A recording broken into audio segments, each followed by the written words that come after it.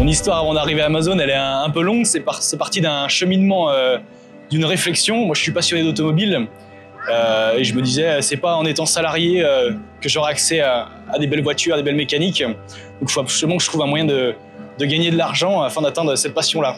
Donc, je me suis mis en quête d'un business qui me correspondait réellement et qui pouvait être scalable. C'est comme ça que je suis tombé sur Amazon et la vente sur Amazon en passant par le private label. Ça fait 6 mois que je commençais à vendre. J'ai pris la formation d'Olivier le 1er janvier 2023. J'étais encore étudiant. Suite à ça, il s'est passé 8 mois avant que je crée ma société.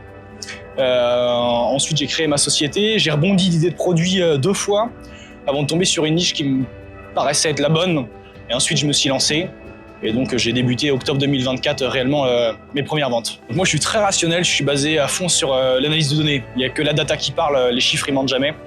Donc, il faut vraiment suivre ce qu'Olivier explique dans la formation. Suivre pas à pas, tout est bien dit, tout est bien guidé. Il faut respecter les chiffres, les données sont hyper importantes. Et ensuite, il faut voir le volume de vente mensuel, le volume de recherche, le nombre de concurrents qu'il y a sur la niche ou pas. Et ensuite, on peut voir si on peut apporter une différenciation au produit pour s'y implanter ou non. Il n'y a pas eu trop de bas. Des fois, il y a des creux, c'est très dur. Quand on a des rythmes de vie différents de ses proches, par exemple. Sa copine, par exemple, va se coucher à 22h. Nous, on rallume le PC, on travaille. Après la journée de travail, ça fait 2 vies en parallèle, en fait. Il ne faut jamais rien lâcher, il faut s'accrocher. Ça demande beaucoup de ressources, mais je pense que le jeu en vaut la peine. On verra ça dans les années qui viennent, mais je suis assez confiant là-dessus. Ouais, un petit trophée Phoenix. Je m'attendais pas à l'avoir parce que je me sentais pas trop légitime de venir ici vu que je venais de débuter. Mais au final, c'est le trophée qui est dans la catégorie 0 à 100 000 € de chiffre d'affaires réalisé. Donc moi, ça tombe bien, je suis dans cette catégorie-là vu que je viens de commencer. Mais on va revenir l'année prochaine pour taper les trophées au-dessus, c'est l'objectif. Prochain objectif, c'est de lancer le marché allemand, suivi des UK. Pour ça, il faut trouver du cash, il faut se faire financer ou trouver d'autres moyens de lever de l'argent. L'objectif, c'est 1 million € de chiffre d'affaires sur 3 ans. Au bout de 3 ans, c'est l'objectif. Je pense que le plus important, c'est de trouver son pourquoi. Pourquoi tu veux faire ce sacrifice, pourquoi tu veux sortir de ta zone de confort, pourquoi tu veux avancer. Le plus important, c'est de trouver son pourquoi. Je veux être libre financièrement, je veux pouvoir gérer mon temps comme je le veux, je veux pouvoir vivre ma passion à fond.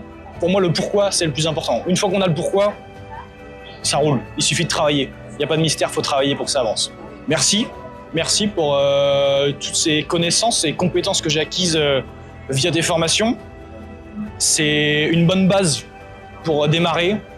Il y a des choses qu'on peut toujours approfondir, toujours apprendre et qu'on apprend sur le tas via l'expérience. Mais je pense que démarrer sans formation, c'est une hérésie, c'est pas possible. Ou alors, l'achat de la formation, ça va être un gain de temps énorme pour la suite.